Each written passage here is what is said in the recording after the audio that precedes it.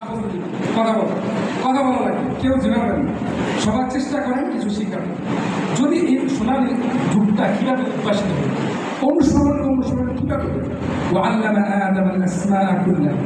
শায়খুল হাদিস সাহেব রহমতুল্লাহ আলাইহি যখন এই আয়াতের তর্জমা করতেছিলেন তখন উনি বলছেন, তোমরা শুধু এতটুকু বুঝো না যে وعلم آدم الأسماء كلها দ্বারা শুধুমাত্র ক্বাল রাসূল এবং তোমাদের মাদ্রাসায় যা কিছু পড়া হয় এতটুকুই বোঝানো হয়েছে। বরং وعلم آدم الأسماء كلها মানে হলো ইহজগৎ, এই জগৎটা কীভাবে চলবে, আখিরাতে কীভাবে মুক্তি পাবে, সমস্ত জ্ঞান আদম আলাইহিস সালামকে আল্লাহ তাআলা শিখিয়ে দিয়েছে। আচ্ছা, এর মধ্যে কি আছে? ইলমুত তিব আছে, ডাক্তারের চিকিৎসা আছে, ইলমুল হান্দাসা আছে, মহান্দিস যারা আমরা মহান্দিস বলি অথবা ইঞ্জিনিয়ার বলি, এটা আছে। ইলমুল ফালাক যেটা আকাশে কি হবে, আজকে বিজ্ঞানী তুমি আবিষ্কার করে আসছে, কিন্তু কোরআন আমি পরবর্তীতে আমার কথা থাকবে যে কি আবিষ্কার মুসলমানরা করেছে। সানুরিহিম আয়াতিনা ফিল আফাক, আল্লাহ তাআলা বলেন সানুরিহিম আয়াতিনা ফিল আফাকি ওয়া ফি আনফুসিহিম হাত্তা ইয়াতাবায়্যানা লাহুম আন্নাহুল হক। যে আকাশ মণ্ডলী থেকে তোমাদের কাছে এমন কিছু আমি তোমাদেরকে দেখাবো, হ্যাঁ, যেগুলো দেখানোর পরে তোমরা মনে করবা দিন ইসলামী একমাত্র সত্য। প্রথমত আবিষ্কার করলো কি সূর্য করে পৃথিবী করে না, আমরা বিশ্বাস করি না। আল্লাহ তাআলা কি বলছেন, কুল্লুন ফি ফালাকি কিছুই করে কক্ষপথে আমরা বিশ্বাস করি না, এটা বিজ্ঞানের ঠিক হতে পারে না, কোরআনের সাথে মিলে না। যেটা কোরআনের সাথে মিলবো সেটাকে বিশ্বাস করবো। কিছুদিন পরে আবিষ্কার করছে ওনারা যে না পৃথিবীও। তার মানে যতই কিছু আবিষ্কার করো আমাদের আশ্চর্য হওয়ার কিছু নেই, কারণ আল্লাহ তাআলা বলেছেন সানুরিহিম আয়াতিনা ফিল আফাক। যতদিন যাবে নতুন নতুন আবিষ্কার হবে, এটা আল্লাহ তাআলা দেখাবে। দিন হককে মানুষের কাছে স্পষ্ট এবং দলিল-আদিল্লাকে মজবুত করার জন্যই আল্লাহ তাআলা আবিষ্কার করবেন। আল্লামা আদম আল-আসমা কুল্লাহ, সব কিছু আল্লাহ তাআলা শিখিয়ে দিয়ে গেছে। তাহলে আমাদের ইসলামটা এতটা সংকুচিত কীভাবে হলো? হুজুর সাল্লাল্লাহু আলাইহি ওয়াসাল্লাম কথাগুলো একটু মনোযোগ দিয়ে শোনেন। যেখান থেকে মুখস্থ করা বা আপনাদেরকে ভূমিকা স্বরূপ এই কথাগুলো আমি একটু বলতেছি, শুধু আপনাদের বোঝার জন্য। যেখান থেকে মুখস্থ করা সবাই মুখস্থ করতে হবে আপনাদেরকে। এটা যখন হুজুর সাল্লাল্লাহু আলাইহি ওয়াসাল্লাম তিনটা কাজ করতেন, মসজিদ যেখানে যেতেন সেখানেই মসজিদ বানিয়ে। মক্কাতে তো ছিলেন গোপনে, তাও সংগোপনে ওনারা কী করতেন, যে এক জায়গায় নামাজ পড়েন। মক্কা থেকে যখন হিজরত করছেন, কুবাতে যারা ছিলেন 10-15 দিন অথবা 13-14 দিন যেটাই হোক, ওখানেও একটা মসজিদ বানালেন। মদিনাতে প্রথম জায়গায় মসজিদ বানালেন। মসজিদের 3টা কাজ ছিল। কটা কাজ ছিল বলেন? 3টা কাজ। জোরে বলেন, কটা কাজ ছিল? 3টা কাজ। কটা ছিল? 3টা। কথা বলতে হবে। মসজিদের কটা, এগুলো বুঝাইতে হবে আপনাদেরকে। আজকে যে বলে যে মোল্লাদের মসজিদ বুঝেন, মোল্লারা কি বুঝে, এখন আপনার দলিলগুলো শিখে নেন। মসজিদের কটা কাজ ছিল? 3টা। 1 নম্বর আসসালাম, নামাজ শিখে।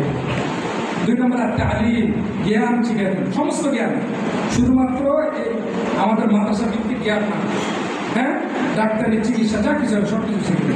3 নম্বরে সিয়াসত, দিন ও দুনিয়া, রাজনীতি করতেন কোথায়? হুজুর সাল্লাল্লাহু আলাইহি ওয়াসাল্লাম মসজিদে। বিচার আচার করতেন কোথায়? হুজুর সাল্লাল্লাহু আলাইহি ওয়াসাল্লাম মসজিদে। তো মসজিদের 3টা কাজ ছিল। তাহলে রাজনীতি, যিনি ইমাম হবেন তিনি হবেন চেয়ারম্যান, যিনি ইমাম হবেন তিনি হবেন ন্যাশনাল, যিনি ইমাম হবেন তিনি হবেন এমপি। ঠিক কিনা বলেন? মসজিদে উনি চালাবেন, মসজিদে ইমামতি করবেন। ছোট ইমামতি, বড় ইমামতি। বড় ইমামতি হয়ে রাষ্ট্র চালানো, আর ছোট ইমামতি আমরা যেটা আছে মসজিদের মধ্যে করি। তো ছোট ইমামতি যিনি করবেন, বড় ইমামতিও উনি করবেন। ওনার সেই জ্ঞান থাকতে হবে। প্রত্যেকে আমরা এই বিড়ালের জাতি আর ইঁদুরের জাতি হয়েছি, এটা বোঝানোর জন্য আপনাদেরকে বুঝিয়ে দিচ্ছি। তাহলে হুজুর সাল্লাল্লাহু আলাইহি ওয়াসাল্লাম এই কাজটা করে গেছেন। যাওয়ার পরে ওসমান রাদিয়াল্লাহু আবু বকর রাদিয়াল্লাহু খেলাফতে আস্তে আস্তে প্রসারিত হচ্ছে, মসজিদের সংখ্যা বাড়ছে। মসজিদে 3 জিনিসই শিখানো হচ্ছে। ওমর রাদিয়াল্লাহু তাআলা জামানায় অর্ধেক সালতানাত, অর্ধেক পৃথিবী চলে আসে, মসজিদের 3 কাজ চলতেছে। উমাইয়াদের জামানায় যা, এখন আস্তে আস্তে উমাইয়াদের জামানা যাওয়ার পরে এখন দেখা যায় বিশাল বিশাল মসজিদ। মসজিদের মধ্যে এখানে একজন চিকিৎসা শিখাইতেছেন, এখানে একজন ইঞ্জিনিয়ার শিখাইতেছেন, ওখানে একজন ইলমুল ফালাক শিখাইতেছেন। এই জন্য ছাত্রীরা হইগুল্লারে মসজিদের যে গাম্ভীর্য এটা ঠিক থাকতেছে না। এই জন্য আমরা কী করছেন, ওই সময় সুলতান যারা ছিলেন তারা মসজিদের সাথে বড় বড় জামিয়ার জন্য, বড় বড় ইউনিভার্সিটির জন্য জায়গা অফার করতেন। আপনারা জেনে খুশি হবেন যে এগুলো আমাদের ইতিহাস বলে, এখন আছে বর্তমানে। এই আব্বাসী খলিফার পরে বিশাল বিশাল জামিয়া হতো। উমাইয়াদের যখন খেলাফত আসলো, যখন খেলাফত উমাইয়াদের আসলো, ওই সময় বিশাল বিশাল জামিয়া, এক একটা মসজিদের পাশে বিশাল বিশাল ইউনিভার্সিটি। এখান থেকে জ্ঞান অন্বেষণ করে সবাই পৃথিবীতে সহায়ক হবে। উমাইয়াদের জামানায় আইসা শুধুমাত্র ইরাকে ছিল 160টা বড় বড় ইতিহাস সংরক্ষণ লেখার মতো এত বড় বড় জামিয়া ছিল ইউনিভার্সিটি 160টা। হালাবে ছিল 80টা সিরিয়া, এবং আপনার সিরিয়াতে ছিল 60টা, 160টা ছিল ইরাকে। এই যে ইলমুল ফালাক, আবু হানিফার মাসলা কীভাবে আসে সেটা অন্য আলোচনা, হয়তো অন্যদিকে যাবো। তাহলে যখন দেখছে পৃথিবীর শাসন মুসলমানরা করতেছে, ইংরেজরা যখন দেখলো যে কি দিয়ে আমরা পৃথিবীর শাসন করি, তখন রীতিমতো চিঠি রেখেছে এই মুসলমান সাধারণের কাছে যে আপনারা যেই জিনিস দিয়ে পৃথিবী শাসন করছেন ওই জ্ঞান থেকে আমাদের ছেলেদেরকে একটু জ্ঞান নেওয়ার মতো সুযোগ করে দেবে। এই চিঠি এখনো গ্রেনাডার যে জাদুঘর আছে সেই জাদুঘর সংরক্ষিত আছে। এটা লেখছে কারা? ইংরেজরা। কি লেখছে? যে যেই জ্ঞান দিয়ে আপনারা পৃথিবী শাসন করছেন সেখান থেকে আমাদের ছেলেদেরকে একটু জ্ঞান নেওয়ার সুযোগ করে দেবে। তো মুসলমানরা ওই সময় তুমি একই কাছে আমরা কী করবো? ঠিক আছে, আসো আইসা এই কোরআন হাদিস আরবি শিক্ষা শুরু করে। এখন মনে করো দুই একটি ইংলিশে যদি কথা বলতে পারে মানুষ একটু নিজেদেরকে ভাববে না, বুঝলেন না? সমাজের কিন্তু ভাব সেই সময় যে আরবিতে কথা বলতে পারতো তার ভাবটাই ছিল আলাদা। সে আরবি পারে, কোরআন হাদিস পারে, কোরআন হাদিস বোঝে। আইসা ওরা আরবি শিখবে, শিখার পরে আরবি শিখার পরে মূল কোরআন হাদিসের মধ্যে আর এর মধ্যে কী আছে? আপনার যদি ডাক্তার নিয়ে আলোচনা যদি ডাক্তারি কোরআনের শুনতে কী আছে অবাক হয়ে যাবে। কত প্রকার ডাক্তারি আল্লাহ তালা এর মধ্যে রাখছে। হান্দাসা ইঞ্জিনিয়ার কি পর্যায়ে ইঞ্জিনিয়ার লেখাপড়া ছিল আবিষ্কার করা, শুধুমাত্র আবিষ্কার করা অভাবে আমরা আজকে পারতেছি না সারা বিশ্বের সামনে। এই জন্য যিনি ইঞ্জিনিয়ার যদি কোরআনে হাফেজ হয় তাহলে সবচেয়ে বড় ইঞ্জিনিয়ার হবেন। যিনি ডাক্তার তিনি যদি কোরআনে হাফেজ হয়, কোরআন যদি বলছেন সবচেয়ে বড় ডাক্তার হবেন, কারণ নতুন নতুন আবিষ্কার উনি পারবেন কোরআন থেকে। যখন ওরা শিখলো, শিখার পর ওদের কাছে যখন চলে গেল, যাওয়ার পর ওরা জানেন মুগ্ধ পায় পৃথিবী শাসন করার জন্য। সুতরাং এখন কী করো? এখন এই মুসলমান ছাত্রদের মধ্যে একটা লাভ লাগে, ঝগড়া বিভাগ লাগে। ওই সময় থেকে আমাদের যারা আমির ওমারা ছিলেন ওনারা নারী আর চেয়ারের পিছনে পড়ে গেলেন, চেয়ারের পিছনে ক্ষমতার পিছনে পড়ে গেলেন। পড়ে যাওয়ার পরে একটা লাভ লাগে গেল, একজন আরেকজন হিংসা করে এই যুদ্ধ বিগ্রহ করে তাতাররা আসলো। তাতাররা আইসা ইসলাম মুসলমানদের যে গবেষণা ছিল, এক লাইব্রেরি ছিল, মাই লাইব্রেরি, এই গবেষণা সমস্ত গবেষণা যা কিছু ছিল তাতাররা আইসা একলাফের মধ্যে যুদ্ধ করে সমস্ত কিতাবাদি সমুদ্রের মধ্যে পালা গেছে। সমুদ্রের এই পানির রং কিতাবের কালির রঙে রঙিন হয়ে গেছে, এত পরিমাণ কিতাব পাইছে। সেখান থেকে কিছু কিছু কিতাব অনেকে সংরক্ষণ করছে, তার লেখা আছে, এত সাল আগে সংরক্ষণ করছে।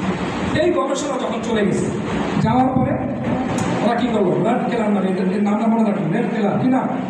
রেড কেলার একজন বিজ্ঞানী ছিল ইংরেজদের মধ্যে। একই করলো, যখন দেখলো যে মুসলমানদের এখন পক্ষবদ্ধ করে গেছি, আমরা হাতের গুণায় নিয়ে আসছি। এখন ঘোষণা দিল একটা থাকবে দ্বীনি এলেম আর একটা থাকবে দুনিয়াবি এলেম। যারা দ্বীনি এলেমে শিখবে তারা শুধু মাসলা মাসাইল নিয়েই থাকবে, আর যারা দুনিয়াবি এলেম স্কুল কলেজে পড়বে তারাই শুধু ডাক্তার হবে, ইঞ্জিনিয়ার হবে। এই ঘোষণা দেওয়ার পরে আস্তে আস্তে আস্তে আস্তে সিংহের জাতিকে গর্তের মধ্যে ঢুকে ইন্দুরের জাতি বানায় দিচ্ছে। এই পর্যন্ত আসতে আমাদের ধ্যান ধারণা সব কিছু পাল্টা গেছে। এখন আমরা যারা মাদ্রাসা করি তারা মনে করি যে না, আমাদের জন্য ডাক্তারি শিখে না, ডাক্তারি যারা পড়বে তাদের জন্য মাদ্রাসা না। বরং এরকম না, দেখেন মুসলমানদের চোখের প্রথম চিকিৎসা মুসলমানদের, অপারেশন মুসলমানদের, মিনজারিক মুসলমানদের, আকাশ ভূমণ্ডল নবমণ্ডল ভূমণ্ডল যা কিছু আছে মুসলমানদের, সমস্ত আবিষ্কারগুলো মুসলমানদের। হিউজ পরিমাণ গবেষণা ছিল, সমস্ত গবেষণাগুলো ভালো দেওয়ার পরে এখন মুসলমানদের আর পুঁজি আর কিছু নেই, সব কিছু যা আবিষ্কার ছিল সব কিছু ভালো দিচ্ছে। এখন মুসলমানরা কী করবে? মুসলমানরা ইতিহাস ভুলে যে আস্তে আস্তে বর্তমানে ঢুকে গেছে। ঢুকে যাওয়ার পরে এই এলেম যখন চলে আসছে মাদ্রাসাকের দিক, যে এরা হলো দিনী এলেম, ওইটা হলো দুনিয়াবি এলেম, এখান থেকেই মুসলমানদেরকে একদম ছোট বানায় দিচ্ছে। এই জন্য দেখেন আমরা ইসলামী আন্দোলনের কাজ করি কেন? বর্তমানে যদি ইসলামকে সারা পৃথিবীর মধ্যে চ্যালেঞ্জ করতে হয় তাহলে আপনাদের বিশাল বড় গবেষণা লাগবে। সেই গবেষণা আমরা কোথেকে পাবো? আমাদের এখন গভর্নমেন্ট সেগুলো যেগুলো আছে, আমাদের যে বাজেট মোটামুটি বিল্ডিংয়ের কাজ শেষ করতেই তো আমাদের দেয়। তারপরে ছাত্র খাওয়াবো কি, গরিব খাওয়াবো কি।